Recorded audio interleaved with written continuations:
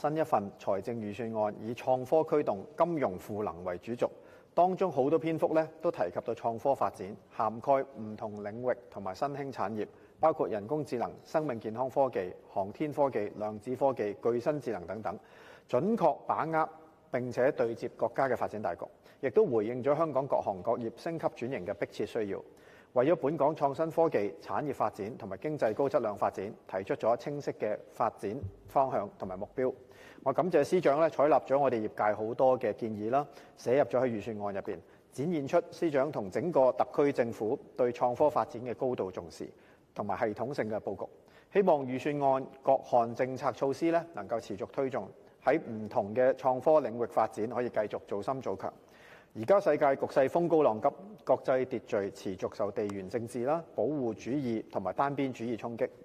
美國政府繼續以關稅、制裁等嘅手段向全世界施壓，對全球供應鏈、貿易規則同埋國際合作造成深遠嘅影響。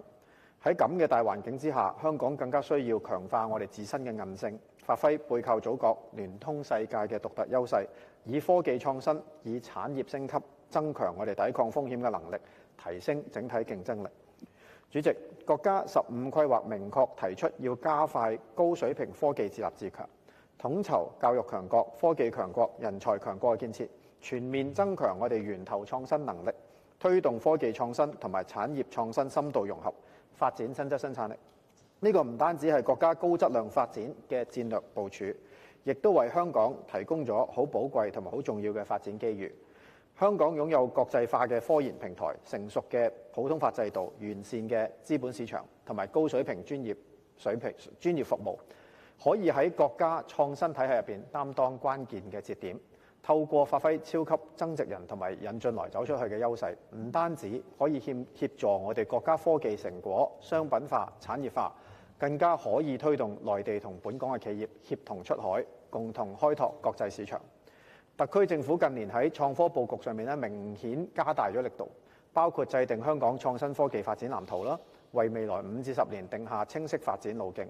並且圍繞完善創科生態圈、壯大人才庫、推動數字經濟同埋融入國家大局4個方向推進。今次預算案進一步強調創科驅動金融賦能，喺 AI 啦、新型工業化、低空經濟、綠色科技、知識產權保護同埋中小企數字轉型方面都增撥咗唔少嘅資源，配合3大創科園區、5大研發機構同埋相關嘅研發平台發展。我相信呢啲都係切合香港長遠發展需要。作為科技創新界議員，我一直都關注創科發展喺政策啦、土地啦、資金同埋人才配套方面嘅安排。事實上，香港嘅創科真正要產業化，唔能夠淨係靠補貼，更加需要係土地應用場景，我哋解決跨境嘅流通問題，科研成果商品化，同埋更有力嘅政策法規支持嚟到吸引我哋更多工商界嘅投入同埋支持。除咗直接參與產業發展同埋技術研發之外長遠嘅資金支持係非常重要。所以喺預算案諮詢期間我一路建議政府希望建立內生資本引導機制，有系統咁樣吸引同鼓勵更加多長期資本投入。譬如我哋一啲未來要發展嘅領域，譬如航天啊、量子啊、具身智能等等嘅領域，希望能夠真係支持到我哋呢啲需要時間去培養嘅高科技自立自強企業。好高興啦，亦都有關嘅建議得到司長採納。喺預算案特別有2段講及內心資本嘅建設，主要係透過港投公司去牽引更加多前沿科企同埋內心資本匯聚香港，亦都表明會喺適當嘅時候注資，進一步推動創科發展同產業群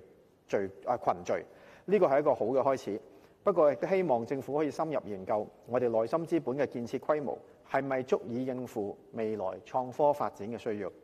日後我哋點樣可以進一步擴大，令到香港有更加充足嘅資金支持我哋建設國際創科中心。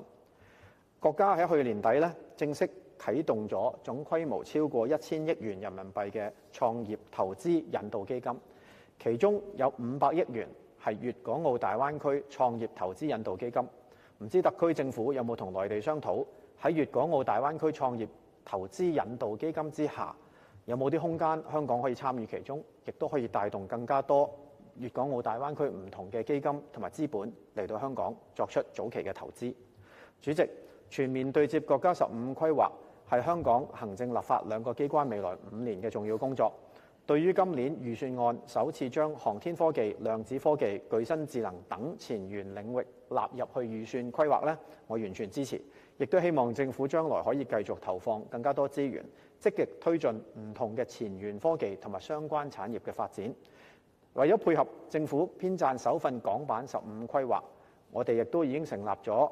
對接國家15規劃工作小組委員會啦。咁作為創科界嘅代表，我亦都已經喺度徵詢緊我哋業界唔同朋友嘅意見啦，亦都會聚焦4個前沿科技領域咧。我已經做咗唔少嘅調研，同我哋相關嘅科研機構有一定嘅溝通，亦都同內地相關嘅機構有一定嘅溝通。呢4個領域分別係具身智能、航天科技、量子科技同埋海洋探索。希望喺呢啲產業鏈上面咧，我哋能夠打通大灣區之間嘅合作。例如國家喺具身智能其實已經有比較領先嘅發展，我哋點可以通過香港再去賦能，將具身智能相關嘅產業推向國際？琴日亦都有一個喺河套成立嘅具身智能研發中心啦。咁我希望有更加多呢方面嘅推動。至於航天方面，國家已經定義為一方面要發展嘅係一個商業航天。喺月初咧，我去咗北京拜訪國家航天總局同埋一啲相關嘅航天相關機構，經過深入咗交流，對於商業航天嘅發展多咗好多認識。希望可以喺國家商業航天嘅佈局之下咧，爭取更加多相關嘅項目可以嚟香港發展。事實上，香港嘅大學同科研機構擁有非常多優秀嘅教授同埋科研團隊。大家之前亦都聽過我哋好多關於航天方面嘅成就，但係咧比較零散，亦都缺乏一個比較整合嘅政策。希望喺呢度方面咧，我哋能夠整合咗各方面嘅資源嚟到推動更加大嘅航天項目。所以喺上個星期咧，香港航天科技產業聯盟正式成立，而我亦都作為聯盟嘅主席，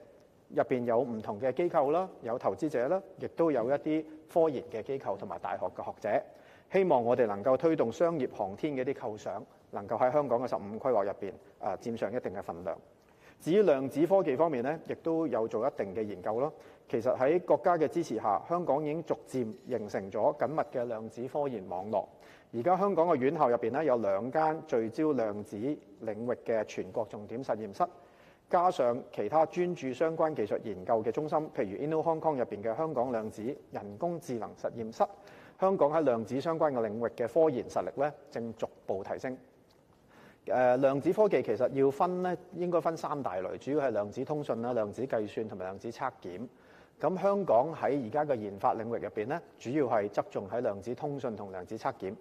而國家咧，亦都有好多唔同嘅實驗室，分佈喺合肥、北京、上海、深圳等地，咁係從事量子相關嘅工作。我亦都已經走訪咗部分啦，咁希望嚟緊喺量子方面咧，有更加多相關嘅工作喺香港從事研究。最後，海洋相關科技同經濟發展方面咧，國家喺深海探索咧，其實係非常領先嘅。但係海洋方面嘅產業同研究咧，香港嘅院校雖然亦都有唔少，但係咧，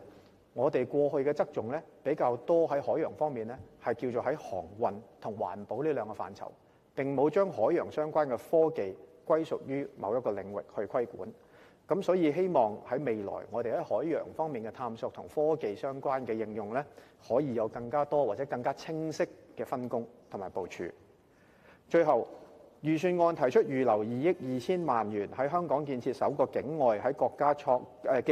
製造業創新中心。我認為呢個中心咧，協助內地企業出海方面具有重要嘅價值同意義，因為國家喺多個製造業領域咧，其實已經達到領先水平啦。但係喺標準對接、法規適應方面咧，仲有所欠缺。所以喺呢方面咧，香港係絕對可以發揮我哋自身嘅優勢，協助內地產品同服務對接國際標準，為佢哋提供第三方測檢啦、實驗增值價值賦能，助力國家製造業更好咁開拓國際市場嘅。主席，本人謹此陳辭，支持2026年撥款條例草案。